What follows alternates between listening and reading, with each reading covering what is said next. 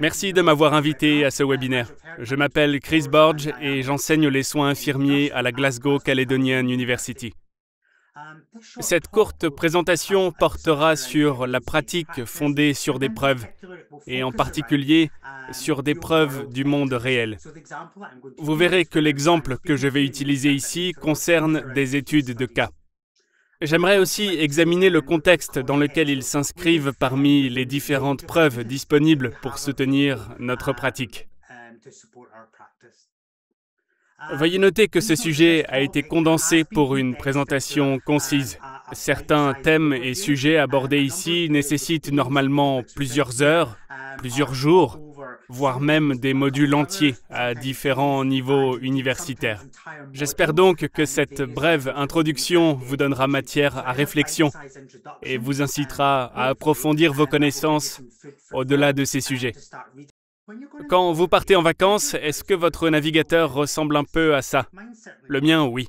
Super chargé. Toutes les pages sont ouvertes, les pages des vols, des hôtels, des commentaires, et vous parcourez les résultats. Si la réponse est oui, alors nous sommes d'ores et déjà sur la même longueur d'onde.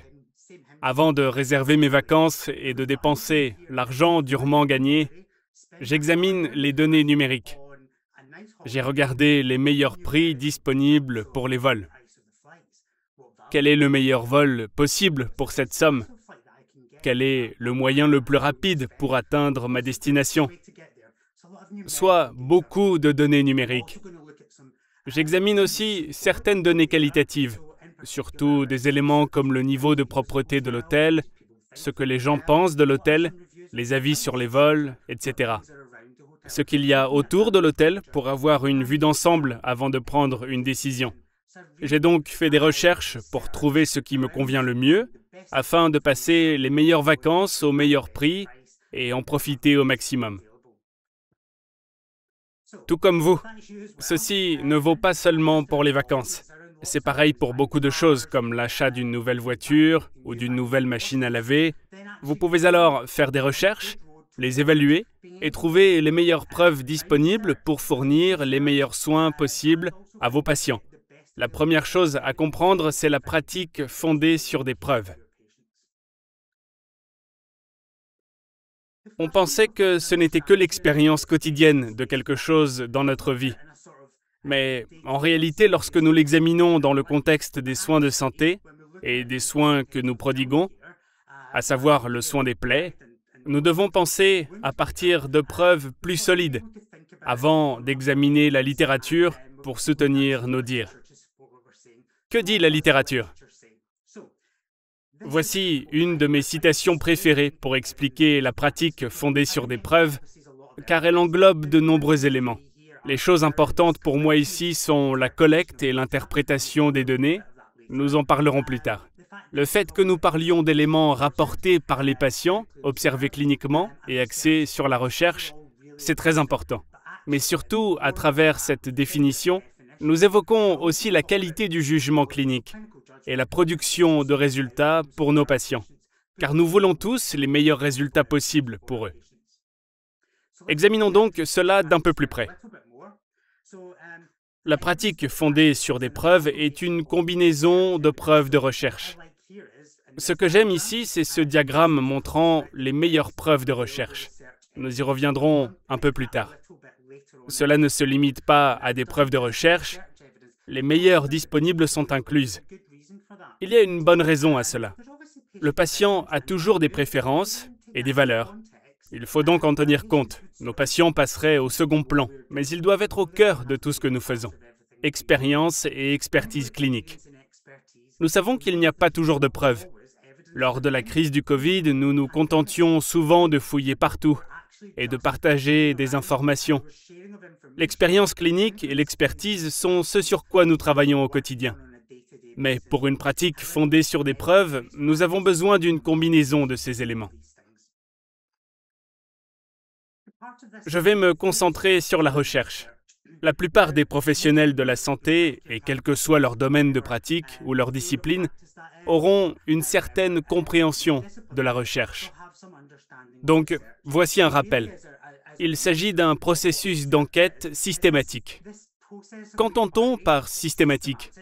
Ça suit le processus de recherche. Je n'ai donc pas évoqué le processus de recherche ici, mais je rappelle juste ce qu'il énonce. C'est une approche systématique pour étudier un problème, poser une question de recherche et étudier la littérature. Car c'est essentiel d'analyser la littérature dans le contexte qui nous concerne, puis concevoir une étude. Nous parlerons de la conception de l'étude, puis des études de cas que reflète ce recueil de données, et enfin de la façon dont nous les analysons et les présentons. Nous parlons souvent de diffusion des données. C'est ça la recherche. J'ai donné ici 3 citations, et certains d'entre vous les connaissent peut-être déjà. Je pense que cela donne une vision équilibrée de ce qu'est la recherche. Et chacun peut comprendre quelque chose en fonction de sa façon de penser. On a donc parlé de la recherche, et nous revenons un peu en arrière pour reparler du sujet, le processus de recherche. Mais à la fin, cette partie de recherche diffusée sera ensuite classée dans une hiérarchie et des niveaux de preuve. Cette pyramide représente cette hiérarchie. C'est une version simplifiée que j'utilise souvent, car c'est facile à comprendre. Il y a 5 niveaux. Les preuves de premier niveau sont en haut. Ce sont les essais contrôlés, randomisés et examens systématiques. C'est donc le niveau de preuve le plus élevé, car elles sont les moins biaisées ou transférables, et souvent applicables à une grande population. Et nous allons comprendre pourquoi. En descendant dans les niveaux de preuve, vous verrez que les séries de cas, les études de cas et l'opinion d'experts sont bien plus bas. Mais ce que je voudrais souligner, c'est qu'au final, ils sont tout aussi importants que les autres preuves. Nous en avons toujours besoin pour notre pratique et notre travail en tant que professionnels de la santé.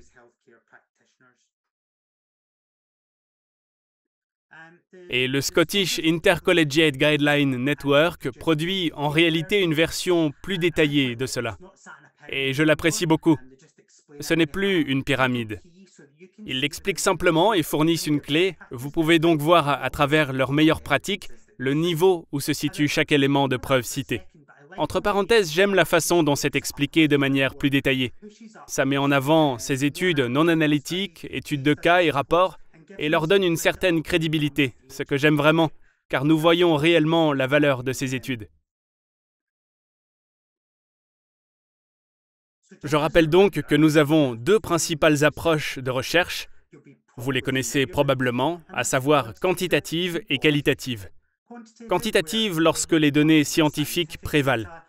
Elles concernent les nombres et données numériques et requièrent souvent l'aide de logiciels de statistique. Cette approche est déductive car elle part de ce qui est connu dans la littérature et teste l'applicabilité dans d'autres situations. La variation est minime.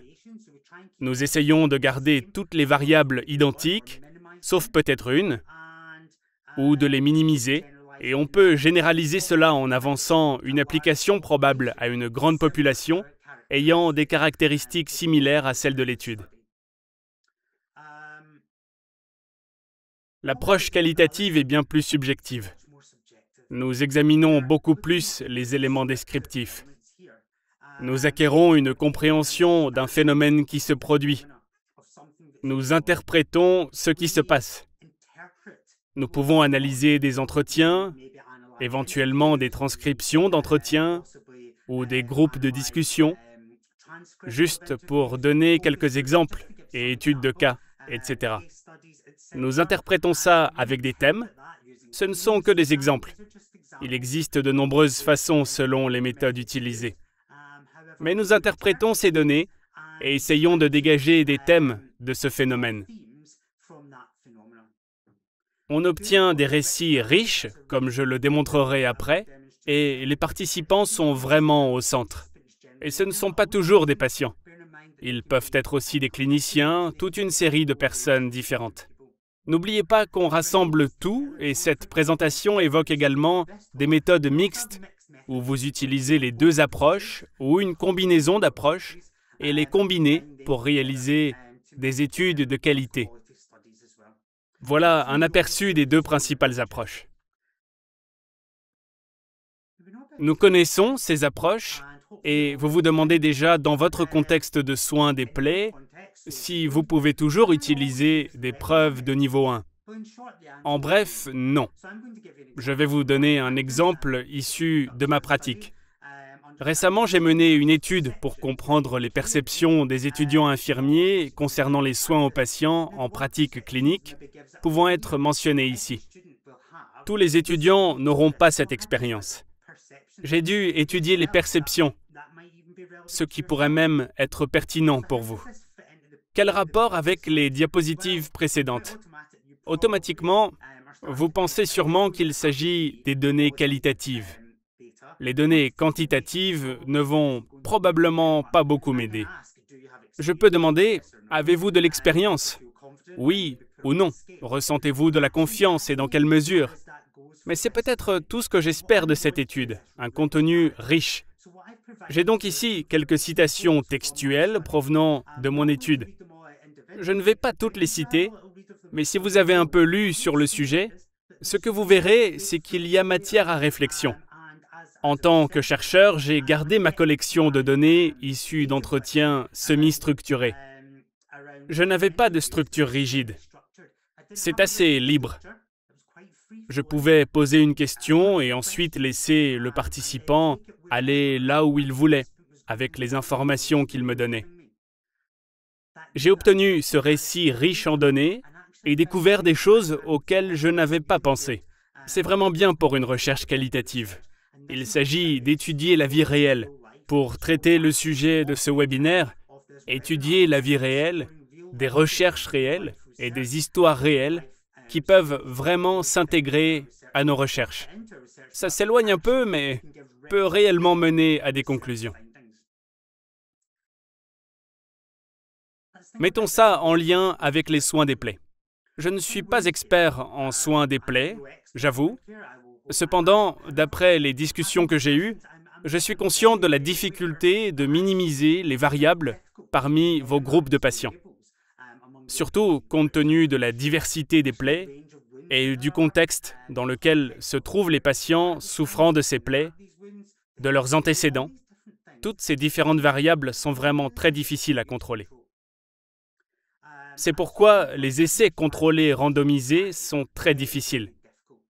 Taille de l'échantillon, essais contrôlés randomisés. Pour les données quantitatives, vous avez besoin de très grands échantillons.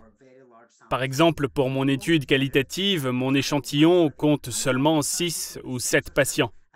C'est parfait pour une étude de cette taille. Votre échantillon peut être plus petit. Et si quelqu'un s'y intéresse, Brown et Clark a édité un manuel sur la recherche qualitative qui présente également un tableau des tailles d'échantillons avec explication. Pensez aussi aux implications en termes de coûts. Les essais contrôlés randomisés demandent beaucoup de temps, beaucoup de travail et des dépenses massives.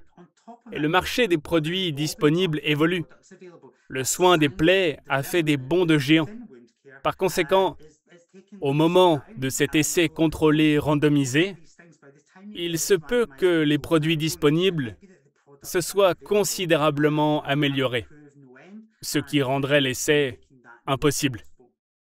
Vous verrez que les déclarations de bonnes pratiques sont disponibles et comportent des essais contrôlés randomisés, mais sans être spécifiques à un produit. Les contrôles randomisés seront généralement réalisés pour la cicatrisation des ulcères de jambes et diverses autres raisons, plutôt que de tester un produit réel.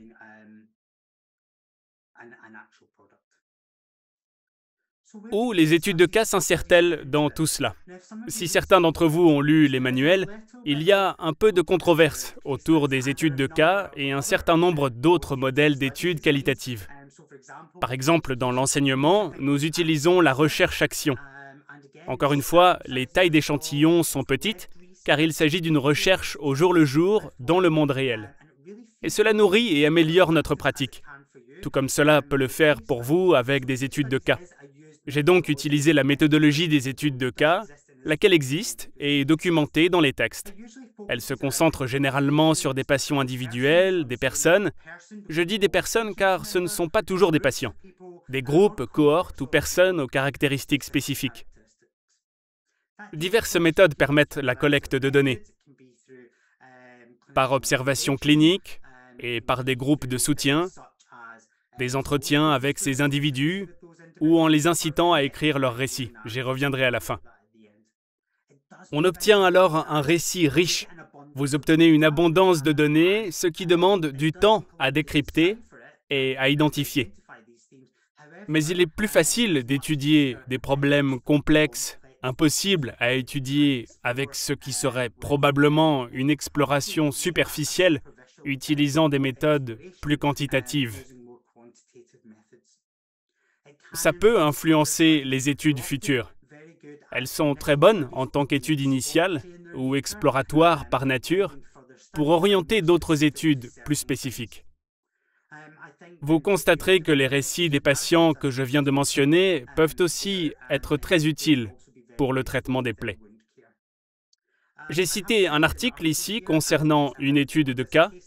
C'est un article très court, d'1,5 page à 2 pages.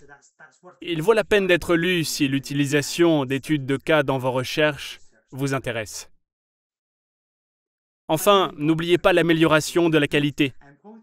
Elle diffère de la recherche, mais gardez à l'esprit que les études de cas ou recherches que vous menez peuvent alimenter des projets d'amélioration de la qualité, et par là, l'amélioration de notre pratique.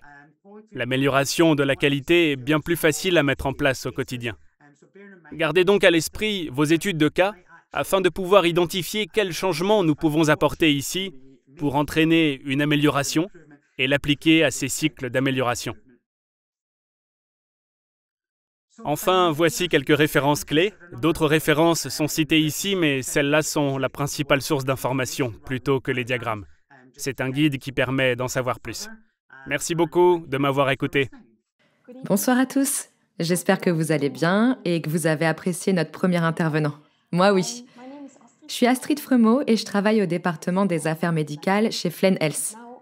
Je vais maintenant vous guider à travers les résultats d'une évaluation clinique à grande échelle de notre produit Flaminal, qui s'appuie davantage sur les données que nous avons obtenues et publiées en 2018. Le temps file. C'était il y a 5 ans déjà, et nous avons estimé qu'il était temps de vous tenir au courant.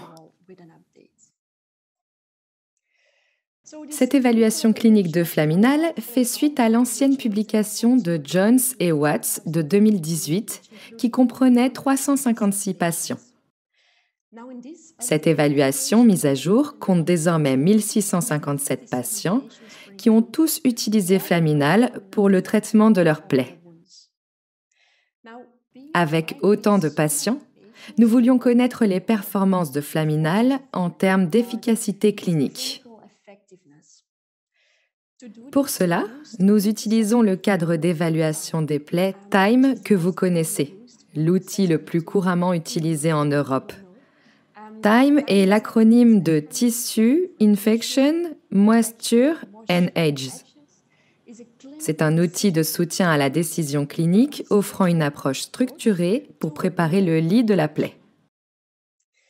Cette publication est un exemple de preuve du monde réel pouvant illustrer la pratique fondée sur des preuves.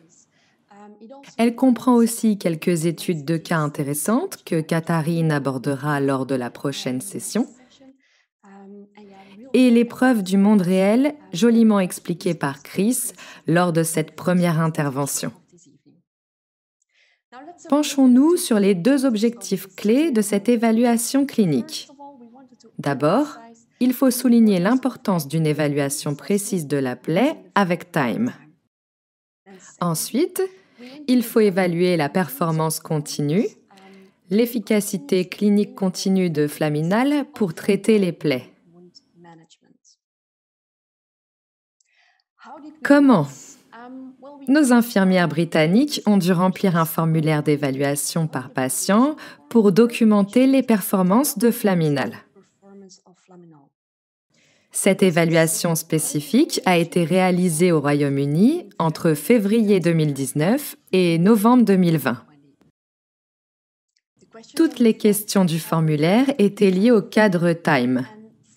Une fois tous les formulaires d'évaluation collectés, les données ont été analysées, notamment sur le plan statistique à l'aide d'un test binominal standard. Jetons un coup d'œil aux résultats de cette vaste évaluation clinique. Au total, 1657 évaluations de produits ont été collectées, concernant des types de plaies très variés. Voici quelques exemples. On y retrouve les plaies les plus courantes, comme les ulcères de jambes, les escarres et les ulcères du pied diabétique. Environ 2/3 des patients utilisaient Flaminal Forte, indiqué pour les plaies à plus forte exsudation.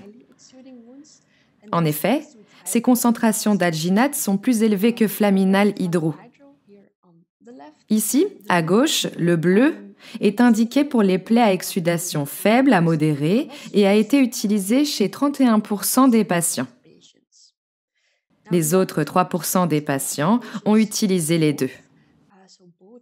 Donc à la fois Flaminal Hydro et Flaminal Forte peuvent traiter leurs plaies. D'après le cadre Time, il faut d'abord évaluer et traiter les tissus. Surtout éliminer les tissus fibreux ou nécrotiques.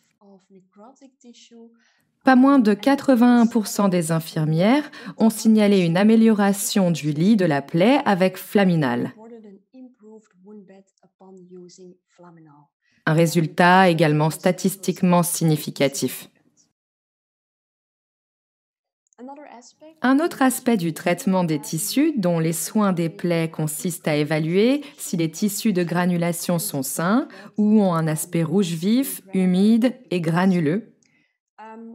Au cours du traitement, 77,5% des infirmières ont indiqué une amélioration des tissus de granulation lors de l'utilisation de Flaminal.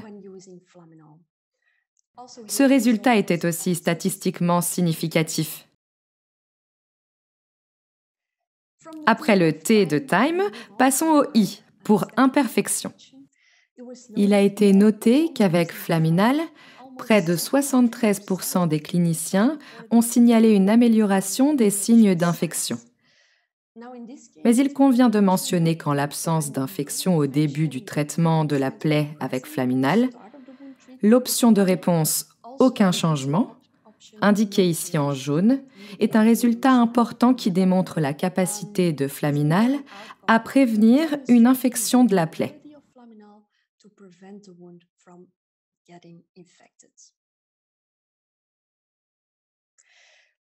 Ensuite, concernant la gestion de l'humidité par Flaminal, nous avons constaté que pas moins de 82,6% des infirmières ont indiqué que l'humidité était bien traitée avec Flaminal. Vu que près des 2/3 des plaies traitées ici présentaient des niveaux d'exsudat modérés à importants, ce résultat était crucial pour Flaminal.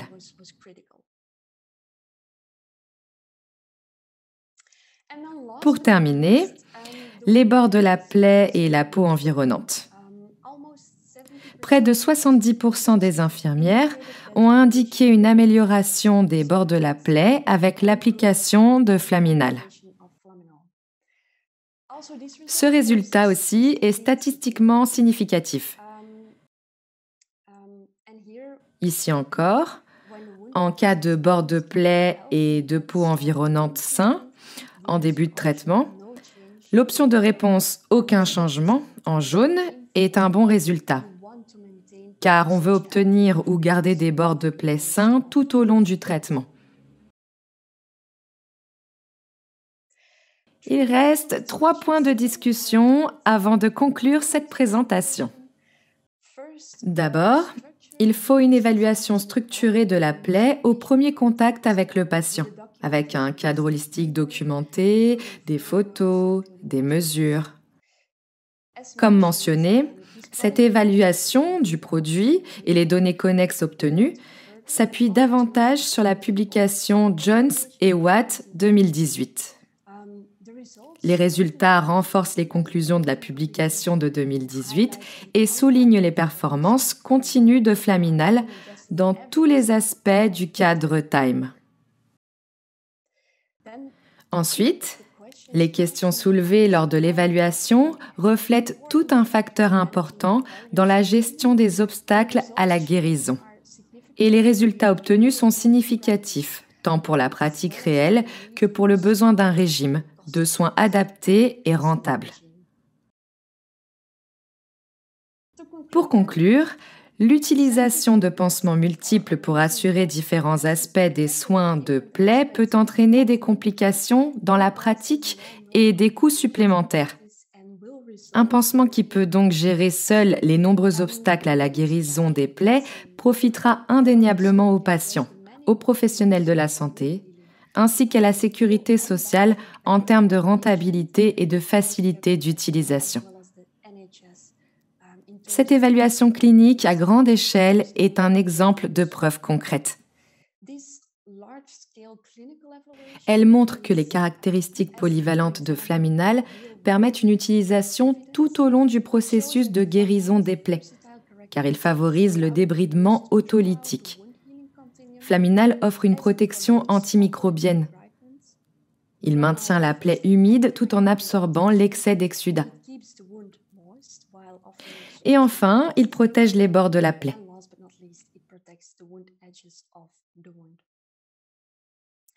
Enfin, je tiens à dire qu'en tant qu'entreprise, nous surveillons en permanence les performances et la sécurité de Flaminal et de nos autres produits de soins des plaies. Si vous souhaitez contribuer ou si vous avez des suggestions ou des questions spécifiques concernant votre utilisation de Flaminal, n'hésitez pas à nous contacter. Contactez votre représentant local pour nous en faire part. Ce sont ces discussions avec vous qui nous aident à avancer. Voilà, mon temps est écoulé. J'espère que vous avez apprécié mon intervention. Merci de m'avoir écouté. Je suis Catherine Roland, infirmière spécialisée en viabilité tissulaire au NHS Lothian, peut-être mieux connue sous le nom d'Édimbourg en Écosse. J'occupe ce poste depuis un peu plus de 5 ans maintenant et je m'occupe des soins communautaires et intensifs. Je suis passionnée par les escarres, mais j'aime toutes les plaies. Je remercie Flaminal de m'avoir invitée aujourd'hui pour parler de mon étude de cas. Vous avez sûrement déjà lu ou êtes sur le point de lire l'article de Wands UK. Aujourd'hui, je vais simplement approfondir un peu l'une des études de cas dont parle cet article.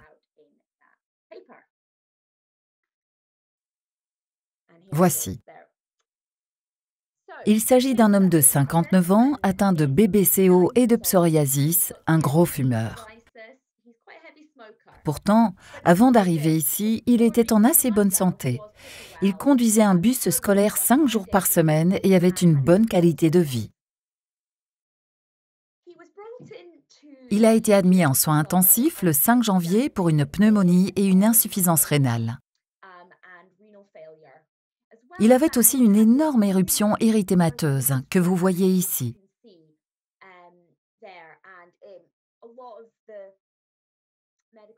Le personnel médical et infirmier était préoccupé par la rapidité d'apparition et de propagation de cette éruption. On ignorait ce que c'était. 2 jours plus tard, comme vous voyez, l'éruption est réapparue avec des cloques et était incroyablement douloureuse et sensible. On a diagnostiqué une vascularite cutanée. Elle a évolué et le 11 février, les cloques ont disparu, mais en laissant ces lésions nécrotiques profondes. La pneumonie a été traitée, mais pas l'insuffisance rénale, et le patient a été transféré dans un autre hôpital pour une prise en charge rénale continue et une dialyse. Je ne l'ai plus vu à partir de ce moment-là. Je l'ai ensuite repris en charge le 12 mars, et voici quelle était la situation. Notre évaluation des plaies Time indique que 60% des tissus sont fibreux, 10% nécrotiques et 30% de granulation. Il n'y avait aucun signe d'infection, mais le risque d'infection probable était évident. Vous pouvez voir ici les mesures de 21,5 sur 6 cm. Quel était le plan de traitement? Vu la taille de la plaie, son emplacement et son fort impact sur sa vie, il était en arrêt de travail et ne se sentait pas en mesure de sortir de chez lui. Nous ne voulions pas traîner. Notre but était donc d'éliminer le tissu dévitalisé et cette nécrose afin d'appliquer une thérapie par pression négative sur la plaie. Ici, c'était la thérapie VAC. Pour l'appliquer, il faut moins de 25% de tissu nécrotique sur le lit de la plaie. Nous avons donc appliqué Flaminal Hydro avec une mousse adhésive en silicone par-dessus, qu'on a changée tous les 3 jours. Nous avons choisi Flaminal car il élimine les débris, favorise un environnement de guérison humide de la plaie et protège contre l'infection. Et il est facile à utiliser. Et c'est vraiment très efficace. 10 jours plus tard, le 22 mars, la plaie avait toujours à peu près la même taille, mais beaucoup moins de tissu nécrotique. Nous avons pu commencer la thérapie par pression négative qui a duré 8 semaines, et voilà le résultat après. L'évaluation Time du lit de la plaie indique 10% de tissu nécrotique, 70% de tissu granulation et 20% d'épithélium. Pas de signe d'infection. L'exsudation était toujours faible, mais plus élevée qu'avant le début de la thérapie VAC. Il s'agit maintenant de favoriser une guérison humide de la plaie au fil du temps, qui, bien que réduite, était encore importante avec un fort impact sur la vie du patient. En fait, nous voulions arriver à réduire les consultations, car il participait au groupe de traitement tous les 3 jours. Nous voulions moins de visites à la salle de traitement, qu'il reprenne son travail, qu'il se soigne lui-même. Son expérience avec Flaminal fut vraiment positive dès la première fois, avec l'élimination rapide des tissus nécrotiques. Et lorsque nous lui avons suggéré Flaminal Forte, même nom, même tube, mais différentes couleurs, il était vraiment ravi d'essayer et de pouvoir atteindre la plaie lui-même pour appliquer le produit. Nous lui avons fait passer un Doppler et mesurer le taux de compression de ses bas. Nous en sommes arrivés à ce qu'il puisse changer son pansement lui-même. Il ne se rendait à la salle de traitement qu'une fois par semaine pour le suivi et un double contrôle, pour voir si tout allait bien et lui refaire son pansement. Il venait donc tous les 3 jours, avec pansement adhésif en mousse de silicone Flaminal Forte et bas de contention. Et voici la plaie au 31 août, 5 cm sur 2 cm et demi. Nous étions tous vraiment très satisfaits, surtout au vu de l'état initial. Le patient a pu reprendre le travail avec des pansements normaux, ça n'affectait presque plus sa vie. Il ne s'attendait vraiment pas à ce que cela guérisse. Nous étions tous vraiment très satisfaits des progrès réalisés avec 2 plans de traitement plutôt simples. Quel a été le résultat pour lui? Retour au travail, soins personnels, une visite par semaine. Ses bas étaient ajustés tous les 6 mois. Mais comme nous le savons, les ulcères de jambes sont très fréquents et récurrents. Et cela nécessite une utilisation à vie de bas et vêtements de contention et de veiller à ce que l'ulcère ne se reforme plus. L'étude de Guest 2020, bien connue, a montré qu'en moyenne, les patients peuvent recevoir jusqu'à 8 types de pansements différents sur 1 an. C'est inutile. Flaminal est vraiment polyvalent. Et ici, nous avons pu passer de la préparation hydro à la préparation forte.